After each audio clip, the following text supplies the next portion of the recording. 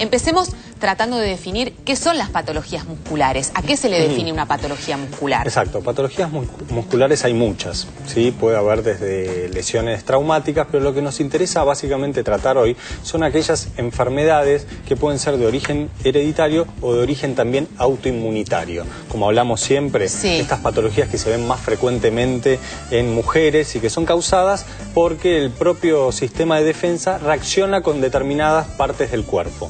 Entonces son, por ejemplo, tenemos enfermedades neuromusculares, donde puede estar la esclerosis múltiple, la esclerosis lateral amiotrófica, la miastenia gravis, que le vamos a estar dedicando un bloque entero exacto, a esta enfermedad en particular, en donde no se comunica bien el nervio con el músculo.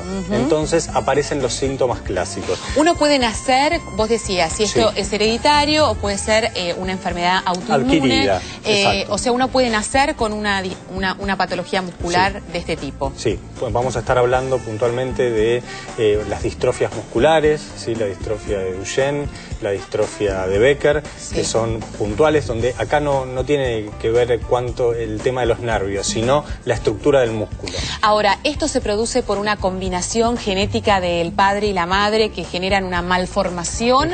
¿O en realidad esto es hereditario porque el padre o la madre tienen este tipo de patología? Exacto. En general, uno de los dos padres o ambos son portadores del gen defectuoso. Acordemos que un gen contiene toda la información para producir todas las células que tenemos y toda la estructura que tenemos en el cuerpo. O sea, está determinado genéticamente cómo va a ser el color de ojos, la característica de los músculos, cómo va a funcionar el hígado y demás. Por eso, cualquier alteración que se produzca a nivel genético puede dar distintos grados, ¿sí? En la descendencia, o sea, en los hijos. Bueno, lo había anunciado el doctor Díaz, una de las patologías que vamos a desarrollar en el día de hoy, que tiene que ver con este tipo de distrofias musculares, tiene que ver con la miastenia gravis, así se llama. Y fuimos a consultar a la doctora Marcela Varela, que conforma la Fundación de Miastenia Gravis, y nos cuenta cuáles son los síntomas y fundamentalmente cómo se llega a un buen diagnóstico. Mucha gente pregunta qué es miastenia gravis, y sabemos que es una enfermedad neuromuscular, autoinmune, cuya principal manifestación es la debilidad de los músculos comprometidos. Esta debilidad es muy característica y hace que el médico sospeche que el paciente puede tener miastenia gravis, porque es una debilidad que fluctúa, que no siempre es igual, que tiene exacerbaciones y remisiones. El paciente nos dice que ha iniciado los síntomas con pérdida de la fuerza de los párpados, por ejemplo, pérdida de la fuerza palpebral, con lo que llamamos los médicos ptosis palpebral, que puede ser uni o bilateral, frecuentemente es unilateral, con visión doble o diplopía, por debilidad de los músculos que van a tensar o a relajarse para el movimiento de los ojos, y la visión binocular, que es la capacidad de ver un solo objeto con los dos ojos. Otro síntoma es la debilidad de las fuerzas en brazos y piernas, que hace que el paciente tenga disminución de la fuerza para poder hacer cosas de la vida cotidiana. Por ejemplo, lavarse los dientes, cepillarse los dientes, que es para nosotros algo tan automático y prácticamente reflejo. La debilidad puede ser desde leve hasta extrema, y por eso la enfermedad puede tomar ribetes complicados cuando se establece. Esta enfermedad, que puede ser localizada cuando es solamente ocular, puede también generalizarse y ya tomar músculos de todo lo que es músculo extraocular. Entonces tenemos debilidad de brazos, como te dije, con disminución de la fuerza, por ejemplo, para colgar la ropa. Las señoras se quejan de debilidad para colgar la ropa, para peinarse, para cepillarse los dientes. Puede tener disminución de la fuerza de músculos de la cintura pelviana, con debilidad para escalar, eso es bastante frecuente. Y lo característico es que la debilidad fluctúa, que no siempre es igual. Me llamo Darío Calic, tengo 40 años, tengo una familia muy linda. Después de aceptar lo que tengo, creo que no es tan grave como parece, como lo ve la gente afuera que no lo sufre. Siempre con el apoyo de la familia y los amigos, eso es lo importante, tener a los hijos, a los padres, los hermanos, los amigos, gente que te quiere. Esto se puede sacar, hay que tomar una pastilla, se toma, hay momentos malos, hay que pasarlos, pero siempre con onda esto sale para adelante, no es tan complicado, así que bueno, hay que vivirla y seguir para adelante. Lo más importante para hacer el diagnóstico es que el médico lo sospeche. El paciente, frente a algún síntoma de los que ya mencionamos, va al médico y el médico debe sospecharlo. De allí se hacen análisis de sangre y se hace también un electromiograma, ¿sí? Posteriormente, cuando el paciente tiene diagnóstico, hay tratamientos posibles. Y el tratamiento es un tratamiento orientado a disminución de síntomas y un tratamiento modulador que va a disminuir los anticuerpos que produce la miastenia. Frente al diagnóstico de miastenia gravis es muy importante ocuparse, no preocuparse, siempre lo decimos. Si tenés diagnóstico de miastenia gravis, no te preocupes, ocupate. Interesate por la enfermedad, podés venir a la fundación o a otro lugar que sepan de la enfermedad, así no tenés ninguna situación de alarma y sepas reconocer los signos y síntomas de la enfermedad y los síntomas de alarma. Bueno, esta concepción nos sirve para todos y para todas las circunstancias de la vida. En vez de preocuparse, ocuparse y saber de qué se trata, porque efectivamente, como veíamos el testimonio, se puede convivir perfectamente con esta enfermedad. Lo que sí, hay que estar al tanto de qué se trata y poder diferenciar y discernir de cuáles son estos síntomas de alarma para poder enfrentarlos como corresponde y cuáles no son y cuáles uno aprende a sobrellevarlos perfectamente. Algo también me parece que es muy característico y muy importante señalar de esta enfermedad es que los síntomas son cosas muy cotidianas. Entonces se pueden confundir en una primera instancia, vinculadas al estrés, vinculadas al cansancio natural que uno puede tener por el trabajo, por los compromisos de la vida diaria, ¿no? Sí, lo que bien decía la doctora, ¿no? Para diagnosticar esta enfermedad primero hay que pensarla.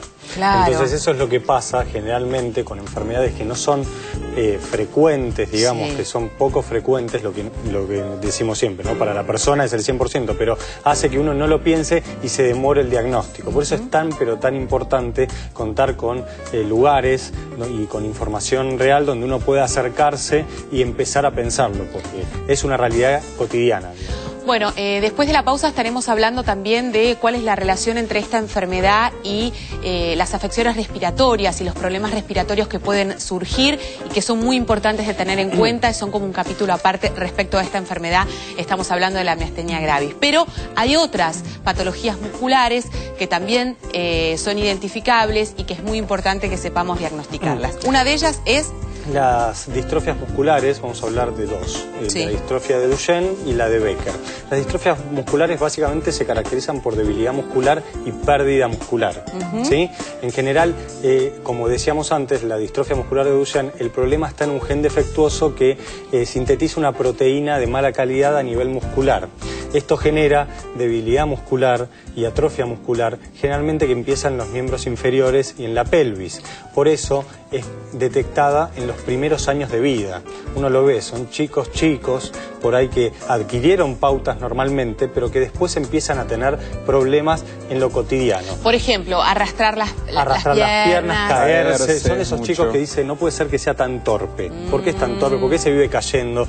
¿Por qué se vive golpeando? ¿Sí? Y empiezan a perder, por ahí, a los 10, 12 años, que venían caminando, tonicidad muscular, claro, eso es lo que pierden. Pierden fuerza muscular, tienen debilidad y terminan tal vez en una silla de ruedas, ¿sí? Entonces, el verlo cotidianamente y el estar atento a estos síntomas nos hace sospechar y consultar tempranamente. Ahora bien, también hay otras asociaciones que puede tener, porque no nos olvidemos que los músculos de las piernas y los miembros inferiores pues se pueden afectar otros músculos, como puede ser el corazón, y puede tener una insuficiencia cardíaca porque no se contrae bien el músculo cardíaco, puede tener escoliosis, ¿sí? Porque tiene contracciones musculares que hacen que la columna se desvíe un poco, ¿sí? Claro. Entonces hay que estar atento a todos esos síntomas como para poder unirlos y llegar al diagnóstico.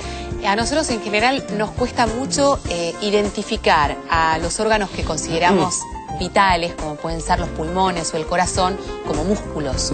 Entonces, cuando hablamos de distrofias musculares, jamás se nos ocurre pensar en que esto puede afectar efectivamente a una afección y puede tener un paro cardiorrespiratorio. Exactamente. Entonces, de eso se trata. El conocer nos permite saber que efectivamente son estos temas los que pueden revestir gravedad más allá de las limitaciones propias que puede ofrecer o que puede dar este tipo de enfermedad. El gran miedo de todas las patologías musculares es que afecte al diafragma, que es el principal músculo que controla la respiración, más allá de los músculos intercostales, ¿no? Lo importante es el diafragma, por eso es a lo que se le presta extremada atención en cualquiera de estas patologías musculares. Bueno, de alguna manera las presentamos, empezamos a conocer de qué se tratan, pero siempre cuando hablamos de este tipo de patologías tenemos la ansiedad y la desesperación para saber cuál es el tratamiento posible. Y para eso está el licenciado Resnicón con nosotros. Vamos a hablar de eso. Exacto. ¿Cuáles son los tratamientos? Bueno, depende mucho la patología que estemos hablando en cuestión. Ezequiel recién hablaba de Duchenne y nos dio un panorama muy claro de qué se trata. Normalmente empiezan con debilidad muscular en los miembros inferiores, va a haber dificultad en la deambulación, los chicos se van a caer y es una forma de diagnosticarlo muy claro, pero también hay otros tipos de alteraciones que son, Ezequiel hablaba de escoliosis, que podemos hablar de contracturas, de deformaciones articulares, justamente porque va a haber músculos que van a tener más fuerza que otros, y esto es importantísimo. Entonces, desde una medida terapéutica, uno lo que tiene que vislumbrar primero es el mantenimiento o tratar de ganar la fuerza muscular que se pueda. Son tratamientos, son patologías crónicas, lamentablemente no tienen cura, pero sí lo que uno va a buscar es mejorar el cuadro lo mejor que se pueda, mejorar la calidad de vida, hay que tener mucho cuidado en las posiciones anómalas. Esto se trabaja mucho desde lo postural, se trabaja... O sea, hay un trabajo kinesiológico preponderante, importantísimo. Se trabaja muchísimo la parte respiratoria, trabajamos mucho todo lo que sea la coordinación, porque va a traer incoordinaciones que nos va a llevar a algún tipo de impedimento.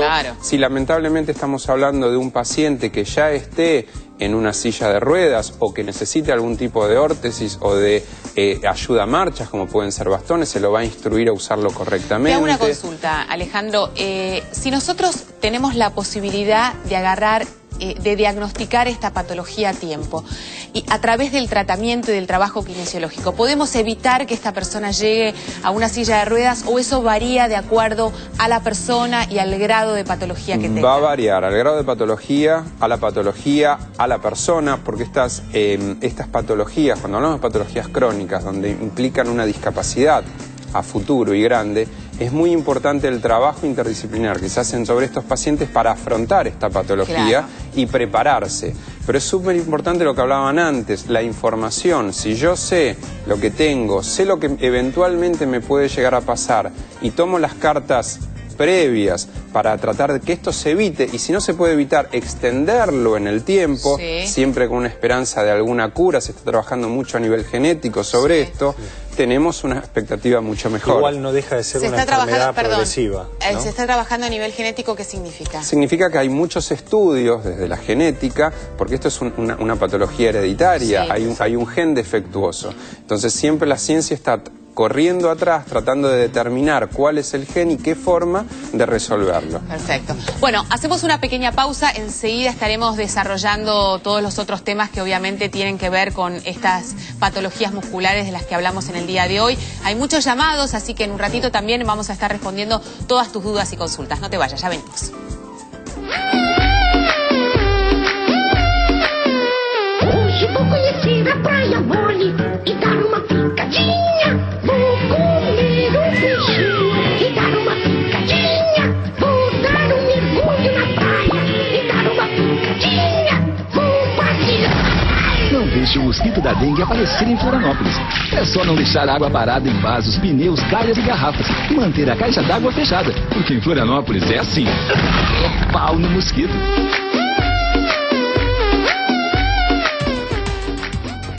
Enfermedad muscular, las miopatías forman un conjunto de enfermedades que se deben a múltiples causas, cursan de diferente manera y se tratan de forma distinta.